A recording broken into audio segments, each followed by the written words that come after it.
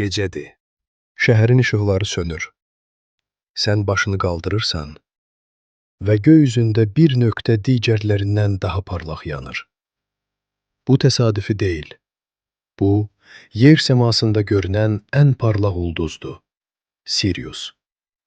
Onun görünən parlaqlığı -1,46 magnitudadır.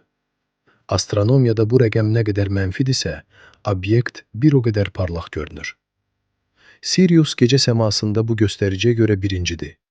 O, böyük köpək, Canis Major bürcündə yerləşir.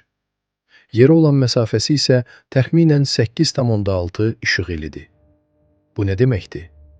Sən indi gördüyün işığa baxarkən, əslində 8 il əvvəl çıxmış fotonları izləyirsən. Yəni sən keçmişə baxırsan. Amma hekayə bununla bitmir.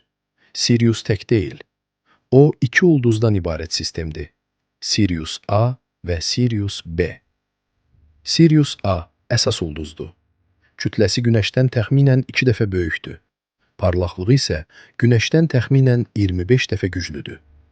Səth temperaturu təxminən 9900 Kelvindir. Günəşdən daha istidir. Sirius B isə ağ cırtdandır. Vaxtilə böyük bir ulduz olub. Yanacağını bitirib və çöküb. Ölçüsü yerə yaxındır, amma kütləsi Günəşə yaxın səviyyədədir.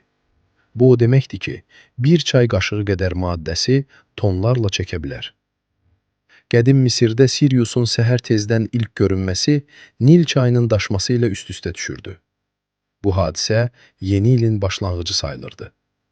1000 illər əvvəl insanlar bu ulduzu təqvim kimi istifadə edirdilər. Amma diqqətli ol. Bəzən göydə gördüyün ən parlaq nöqtə Sirius olmaya bilər. O, Venera planeti də ola bilər. Veneranın parlaqlığı bəzən -4,7 magnitudaya çatır. Yəni Siriusdan daha parlaq görünə bilir. Fərq ondadır ki, Sirius öz işığını saçır. Venera isə Günəşin işığını əks etdirir. İndi bir anlıq dayan. Başını qaldır və o parlaq nöqtəyə yenidən bax. Sən sadəcə bir işıq görmürsən. Sən 8,6 işıq ili uzaqda, Günəşdən 2 dəfə böyük olan real bir ulduz sisteminə baxırsan. Və o işıq sənə çatmaq üçün 8 il kosmosun boşluğunda yol gəlib.